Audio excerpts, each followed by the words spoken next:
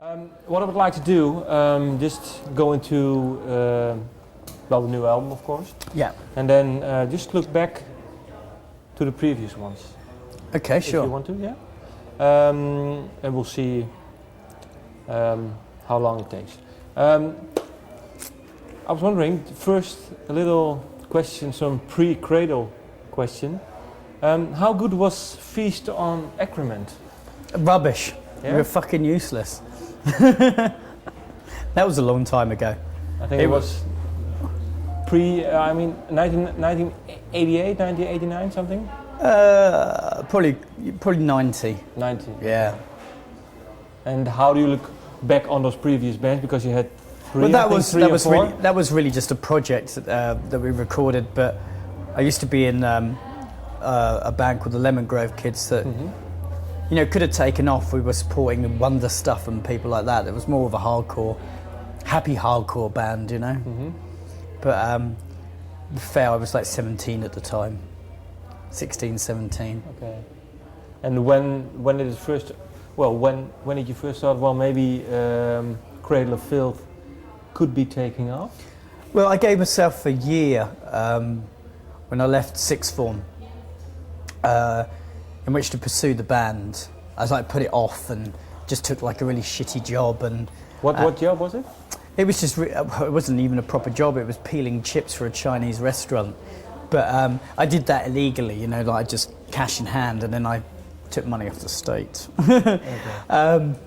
And I was going to go and do an apprenticeship with a newspaper, you know, do journalistic work. But fortunately, maybe unfortunately, things took off in that year because we worked really hard at it.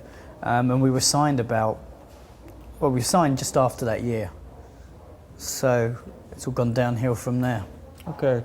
But I was thinking maybe we can do it now, and then we come to the last album. Maybe you can tell the first thing that comes into your mind if you think of the albums.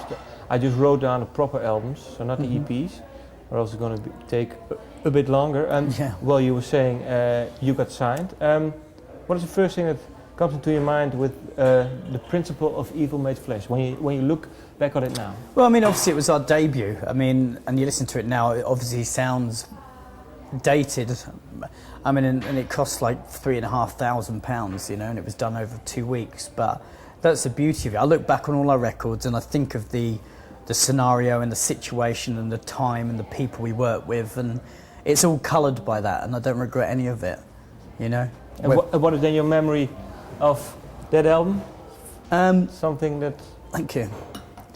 I remember recording it. It was a very magical time, even though we were sleeping on the floor and, you know, of this guy's house, but it was autumn and it was a new, fresh thing, and it was a different part of the country to where I live. So everything was, you know.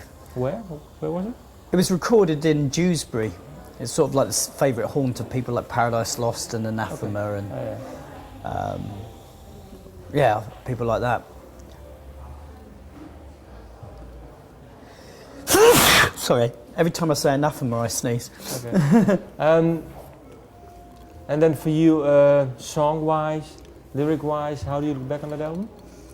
Well, I don't know, I can see this taking a long time. I think, you know, to sum it all, most of it up lyrically, that obviously there's been a progression over the years, but that was one avenue that we wanted to pursue with the band, was trying to get every facet, every department, lyric-wise, you know, music-wise, art-wise, everything, photography-wise, everything had to be of a very high standard and pursued, you know, to the point where it became, you know, if we wanted a great artwork, we had to pursue great artists, and kind of what we've done. We worked with some really great artists over the years. Principal was Nigel Wingrove, as was Vampire. Then Dusk and Her Embrace was Simon Marsden, the Ghost Hunter. Cruelty and the Beast, Stu Williamson. He's a very, very famous photographer now. But did you choose them? Or yeah. Okay, so you Well, obviously, you know, they wanted had to do it as well. Oh, excuse me. J.K. Potter, and more recently, John Courtart, Matt Lombarden on the new album, Samaraya. So we're very fortunate to be able to work with all these people as well. And